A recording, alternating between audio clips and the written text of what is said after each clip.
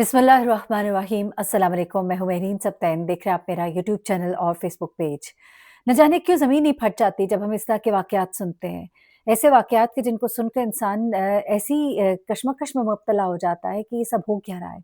और मैं जो हर दफ़ा कहती हूँ ना कि ये जो मोबाइल हमारे हाथ में है, ये मोबाइल एक एटम बम है, ये वाक़ईतन एटम बम है। हमारे छोटे-छोटे बच्चे जो हैं इनके ज़हनों को किस तरह से ये तबाह कर रहा है इस वक़्त, इसका अंदाज़ा आप इस बात से लगा सकते हैं कि आयत नामी ये मासूम बच्ची, 8 साल की बच्ची, छोटी-सी बच्ची, बल्कि 7 साल इसकी उम्र अभी बताई जा रही है, ये 8 साल की भी नहीं हुई थी। ये वो बच्ची जिसके वालिद कहते हैं कि जब मैं घर आता था तो ये भागती हुई दरवाज़े पर आती थी और मुझसे पूछती थी कि आज मेरे लिए क्या लेकर आए हो? जिस दिन ये बच्ची अगवा हुई उसके वालिद कहते हैं कि मैं उसके लिए बहुत कुछ लेकर आया था, लेकिन आयत घर पे नहीं थी। मुझे उसकी माँ ने कहा कि आयत घर पर नहीं है, 5 बजे खेलने गई थी, उसके बाद से वापस नहीं आई। मगरिब के वक़्त वालिद घर आए थे, उसके बाद से उसकी तलाश शुरू हो जाती है। 15 दिन गुज़रने के बाद इस बच्ची की लाश एक कुएँ में से मिलती है। इस कहानी को आप बाकी कहानियों की तरह ना लीजिएगा। वो कहानियाँ भी अपने अंदर एक तूफ़ान लिए हुए हैं, लेकिन ये कहानी जो है ये बहुत ही खौफ़नाक है। इस कहानी में इस बच्ची के साथ आखिरी लम्हात में जो कुछ हो रहा था उसे फ़िल्माया गया। ना सिर्फ़ फ़िल्माया गया बल्कि उसे कहीं दिखाया गया। दिखाने के बाद इंस्ट्रक्शंस को फ़ॉलो करते हुए इसे जिस तरह से मार कर फेंका गया, आप सुनेंगे तो आपके रोंगटे खड़े हो जाएँगे। और इस वाक़ये में जो लड़के इस्तेमाल हुए, वो बहुत कम उम्र हैं। आयत से सिर्फ़ 3 साल बड़ा एक बच्चा, उसके बाद एक और लड़का जो 15-16 साल के हैं। और उसके बाद 2 लड़के जो अभी तक मफ़रूर हैं। ये किस गैंग और किस नेटवर्क के लिए काम कर रहे थे, ये बहुत ही खौफ़नाक है। ये बहुत ही खतरनाक है जानना आपके लिए क्योंकि आपके इर्द-गिर्द लोग ऐसे खौफ़नाक हैं, ऐसे खतरनाक हैं कि आपके बच्चे उनसे महफ़ूज़ नहीं हैं। हम कहते हैं बच्चों को बाहर ना भेजें, चीज़ लेने ना भेजें, लेकिन वो बच्चे जिनको जिस तरह से ट्रैप किया जाता है, वो आप सोच भी नहीं सकते। इस वीडियो को देखिए और ज़्यादा से ज़्यादा शेयर कीजिएगा। ये बच्ची जब इसकी बॉडी मिली है, तो इसके हवाले से जो पोस्टमार्टम रिपोर्ट है आप यकीन करें वो इतनी तकलीफ दे कि वो मुझे बयान करना बहुत मुश्किल होगा, लेकिन मैं बयान करूँगी इसलिए ताकि आपको पता लग सके कि हो क्या रहा है। पहले मैं आपको बताती हूँ कि जब ये बच्ची नहीं मिलती, तो इसकी तलाश होती है। मामले को सीरियस लिया जाता है क्योंकि इससे पहले वाक़यात हुए। इस वक़्त मरियम नवाज़ जो है सुनने में आ रहा है कि वो इन मामलात को बड़े सीरियसली ले रही हैं। तो जनाब वो बच्ची मिल नहीं रही, बच्ची की तलाश शुरू हुई। 15 दिन के बाद बच्ची की लाश एक कुएँ से मिलती है। आपको मालूम है इसकी लाश किस हालत में मिलती है? एक बोरी के अंदर बंद होती है। हाथ इसके बंधे होते हैं, मुँह पर एक मखसूस रंग की टेप लगी होती है। बड़ा ही मुख्तलिफ अंदाज़ था, गर्दन की हड्डी टूटी हुई।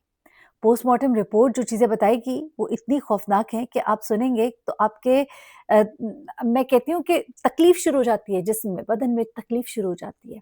इस कदर तकलीफ़ दे मालूमात हैं। इस बच्ची की जो पिंडलियाँ हैं, टूटी हुई थी। इसकी गर्दन की हड्डी टूटी हुई है। इसके जिस्म पर निशानात हैं तशद्दुद के। इसके चेहरे पे निशानात हैं और इतना कुछ है कि जिसको मैं बयान नहीं कर सकती। और इस हालत में ये बच्ची मिलती है और इस हालत में भी इसके हाथ-पाँव बंधे हुए हैं, इसके मुँह पे टेप है और इस बच्ची की हड्डियाँ टूटी हुई हैं जगह-जगह से।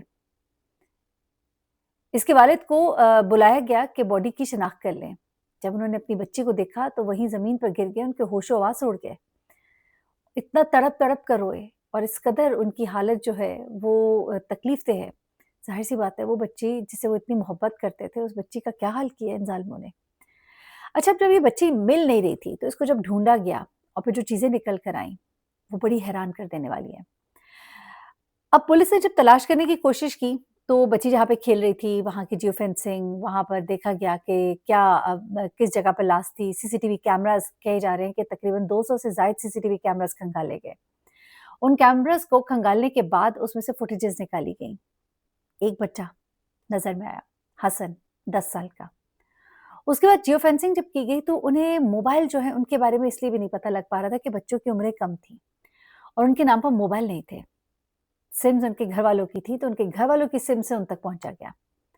अच्छा अब जब कोई क्लू नहीं मिल रहा था, तो 10 साला हसन जो है उसकी वीडियो मंज़र-ए-आम पर आती है और फिर इस 10 साला हसन तक पुलिस पहुँचती है।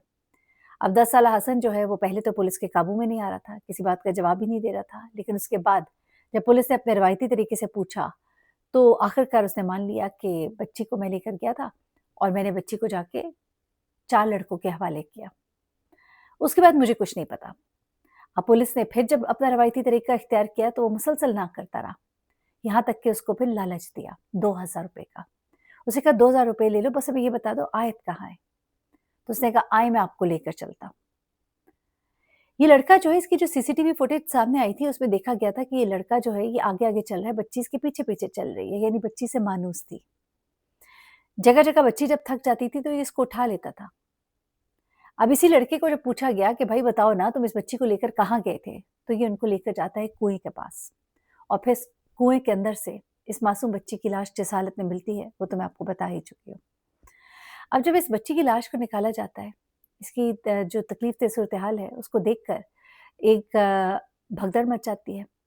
पुलिस की जो ज़ाहिर-सी बात है जो आला हुकाम तक भी बात पहुँचती है, पुलिस को फिर फुर्तियाँ दिखानी पड़ती हैं।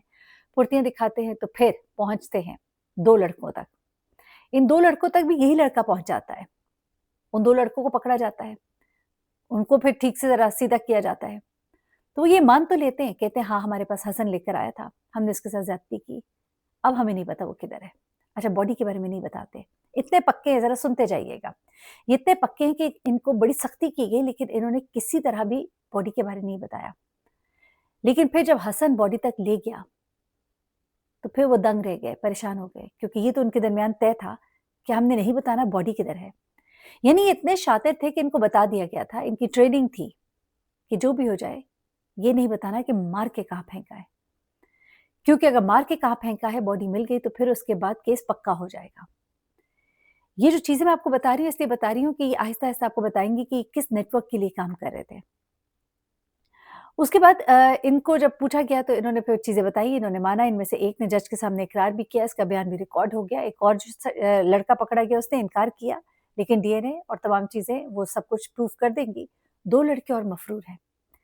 अब इनसे पूछा गया कि इतना तशद्दुद, इतनी छोटी-सी बच्ची ये तुम लोगों ने क्या किया उसके साथ? तो इसका इनके पास कोई जवाब नहीं है, खामोशी है। लेकिन पुलिस कह रही है और जिन्होंने भी इस केस को बड़ा माइन्यूटली देखा है, कुछ रिपोर्टर्स हैं वो ये बता रहे हैं कि जिस तरह से इस बच्ची को मारा गया है, ऐसा लगता है कि बाकायदा प्लान करके ये सारी हरकत सकनात की गई और फिर उसको रिकॉर्ड किया गया और फिर इसको कहीं दिखाया गया और इंस्ट्रक्शंस को फॉलो करते हुए उसको मारा भी गया। इन लड़कों के बारे में बहुत ही खौफनाक चीज़ें मालूम हुई है। ये जो 10 साला हसन है, ये भी इनका शिकार रहा है और इनका शिकार है और इनके हाथों ब्लैकमेल होता है। ये 10 साला हसन इनका कारिंदा है। इनको मुख्तलिफ बच्चे गली मोहल्ले के लाकर देता है। उन बच्चों को इसी तरह से बहला-फुसला के अपना दोस्त बना के अपने साथ लेकर आता है और फिर इनके हवाले कर देता है और खुद भी इनके हाथों इस्तेमाल होता रहा है।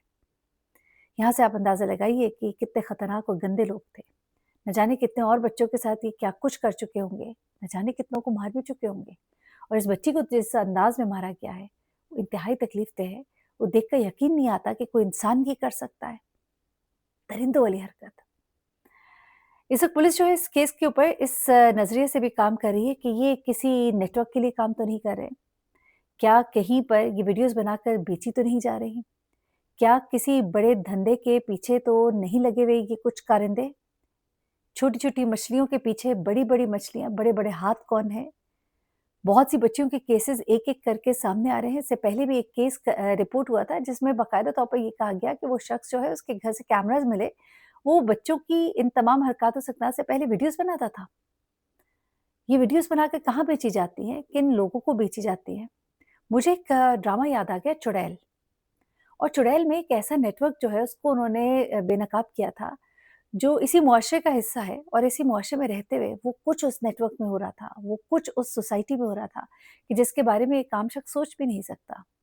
और ये हकीकत है, ऐसे हैं लोग, सोसाइटी का एक हिस्सा ऐसा है और इस सोसाइटी के उस हिस्से के लिए काम करने वाली छोटी-छोटी मछलियाँ हैं।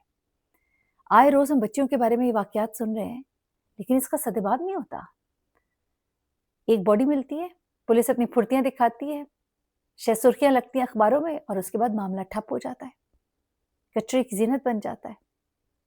अल्लाह ताला सबके बच्चों को अपने हिफ्ज़-ओ-मान में रखे, ज़ालिमों को कैफ़े किरदार तक पहुँचाए, दुश्मनों को नीस्त-ओ-नाबूद करे, इन ज़ालिमों को नीस्त-ओ-नाबूद करे। अपना बहुत ख्याल रखिएगा, दुआ में याद रखिएगा। अल्लाह हाफ़िज़।